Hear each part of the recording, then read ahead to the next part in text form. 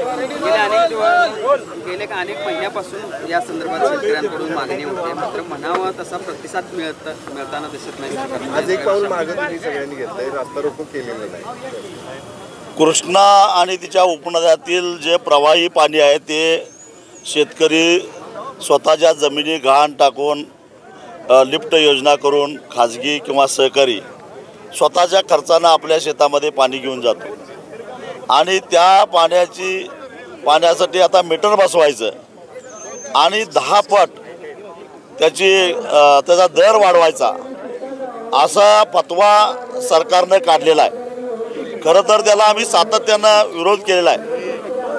निवडणुकीच्या आधी राज्याचे उपमुख्यमंत्री अजितदादा पवार यांनी घोषणा केली की त्याला आम्ही स्थगिती देत आहोत, परंतु स्थगिती काही दिलेलं नाही। मी आता एक पुरावा घेऊन आलो आहे माझा स्वतःचा। मला ज्यावेळी लोकसभेचा अर्ज भरण्यापूर्वी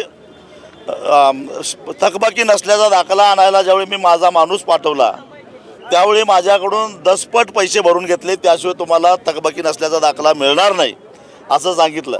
याचा अर्थ अजितदादा पवारांनी निवडणुकीच्या पूर्वी आम्हाला फसवलेला आहे की याला स्थगिती वगैरे काही नाही, फक्त वसुली थांबवलेली आहे, परंतु प्रत्यक्षामध्ये आजही आमच्या खात्यावर येणं दिसत आहे। हा विश्वासघात आहे आणि म्हणून आम्ही आता आचारसंहिता संपेपर्यंत वाट बघतो। जर सरकारनं आचारसंहिता संपताक्षणी याचा निर्णय घेतला नाही तर आम्ही आंदोलन तीव्र करू आणि आमची फसवणूक करणाऱ्या सरकारचा कुणीही प्रतिनिधी आला तर त्याला कृष्णा असो पंचगंगेचा असेल, पंचगंगेचं त्यांना पाहिजे असेल तर आम्हाला आवडेल त्या पाण्यानं आंघोळ घातल्याशिवाय आम्ही सोडणार नाही। गेल्या वेळी उसा आंदोलनासाठी 10 तास हायवे रोखला होता, पुढे काही इशारा द्यायचा नाही। आता जर का याच्यामध्ये फसवणूक झाली तर आम्ही गप्प बसणार नाही, परंतु हा आमचा सगळ्यांचा बसून घेतलेला निर्णय आहे की आता आचारसंहितेच्या काळामध्ये रस्ता रोको करायचं नाही।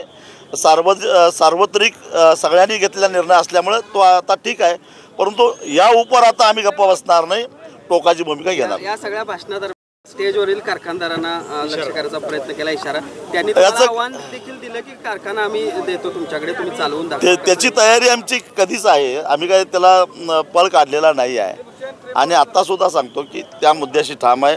मुख्यमंत्र्यांनी आमचा विश्वासघात केलेला आहे, कारण इथंच जेव्हा 10 तास आम्ही हायवे रोखलेला होता त्यावेळी स्वतः मुख्यमंत्र्यांनी सांगितलेलं होतं की 1.5 महिने थांबा, आम्ही त्याला मान्यता देतो, परंतु त्यांनी दिलेलं नाही। त्याच्यातही राजकारण होतं, परंतु आचारसंहिता संपल्यानंतर आम्ही तेही आंदोलन करणार आहोत। अर्थात ते स्वाभिमानी शेतकरी संघटना करेल। जर एखाद्या कारखानदारानं तशी तयारी दाखवली, कारण सांगली कोल्हापूर जिल्ह्यामध्ये आता कुठलं नवीन लायसन निघूच शकत नाही प्रचलित कायद्यानुसार, त्यामुळे तशी तयारी दाखवली तर तीही तयारी।